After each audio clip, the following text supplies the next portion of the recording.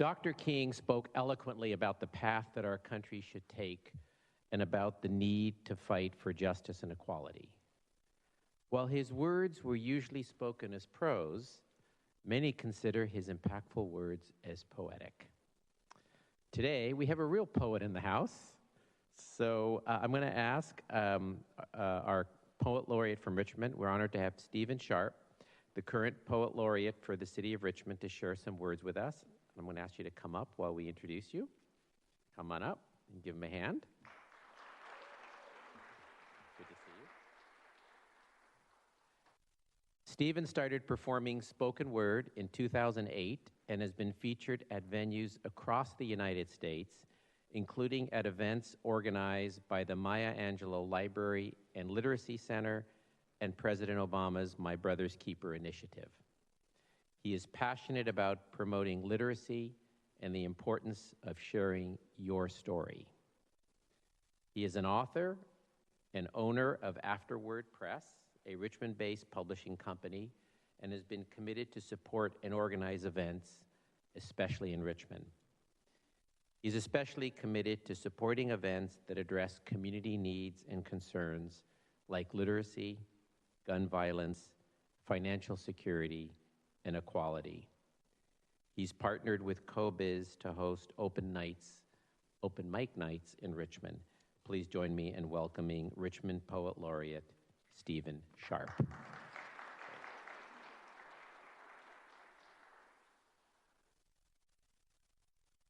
Before I get started, I just want to thank all those that preceded me, those that work behind the scenes organizing it. If you ever have organized any type of event, it is not easy, and more times than not, something has gone wrong or over time. For those that know Richmond, it's called the City of Pride and Purpose. So far today, we have celebrated the pride in our humanity and in our efforts over the last few decades. So here today, I'm here to encourage us on our purpose in 2025. I was excited when I was asked to speak at Contra Costa County's 47th annual Dr. Martin Luther King Jr. Ceremony. Then the calendar started going faster than my pen. The ink was still drying this morning, not out of procrastination or paranoia of being canceled, but because I didn't know what I would focus on or even where to start. I wonder if Dr. King ever felt the same way. If he had any idea how impactful his words, his action, his leadership would be decades later. Almost a century after his birth, we're celebrating a man who was taken too soon, a visionary whose vision still hasn't fully been achieved. So where do we go from here? We always want to talk about how far we've come, what we've accomplished, but not enough about how far we still have left to go. I know.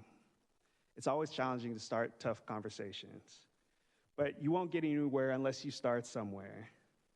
And right now, we're all over the place. Yesterday, we celebrated the progress of the civil rights movement, yet today we've seen rights being stripped away from others. It feels like our world is on fire. Some are seeing their dreams go up in smoke, while others are preparing for s'mores. Seconds, thirds, fourths, while there's those that are just barely getting by. It's easy to feel defeated, deflated, tired of the fight. I get it. I feel it. The injustice and inequalities remind us that progress is not a destination but a journey. And as Dr. King said, if you can't run, then walk. And if you can't walk, then crawl. But whatever you do need to keep moving. I don't want us to treat his call to action like we treat the rest of our New Year's resolutions. I've been trying to find the right words to encourage and empower those who are listening, but we have stopped listening to each other as a community, as a country. We just want our own words and opinions reflected back on us, accomplished by algorithms and selective associations, but I digress. Though we progress, we're still oppressed. They want the juice without the journey, peel the skill from our cultures and leave us with scraps, then look at us crazy for wanting equality, a sense of belonging in the same place. We're in a time where people are questioning Where is the love? Where is the grace? Why is grace still such an amazing concept? We have times when we need a little help, a little patience, a little understanding. We all need it from time to time.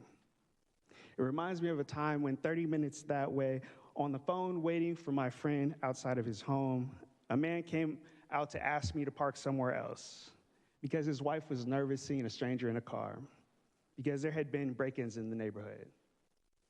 There hadn't been. But I learned at an early age it's better to make it home with hurt feelings than to be called home feeling nothing at all. It's appalling how people will try to weaponize public services for private agendas, like the police, clean water, healthcare. When it seems like others don't care, it's easy to lose faith in humanity. But Dr. King had faith in us, as a community and as a country. He once said, "We've got difficult days ahead, but I've been to the mountaintop, and I might not get there with you, but I want you to know today that we, as a people, will get to the promised land." If you've ever been to the top of Mount Diablo, you get a very unique view of the Bay Area. It seems like Martinez is but a glance away from San Francisco, mere minutes instead of an hour plus if you get trapped in the MacArthur maze. Life is a maze, and we're all navigating its twists and turns. So while we can use Dr. King's words as a compass to inspire, it's up to us to find our way forward. Because we can't achieve equality the way he envisioned it. Because no two people will ever see the same thing the same way, even if they're in the same space, which is why we need each other for perspective. We've all experienced embarrassment. We've all experienced fear. We all want success, and it's pretty embarrassing how we fear that the success of someone else means that there's be no opportunity for us. That's why it's important for us to use our platform, our privilege, our power to pave the way for inclusion, equality, but more importantly, a sense of belonging. You may be asking, where do we go from here?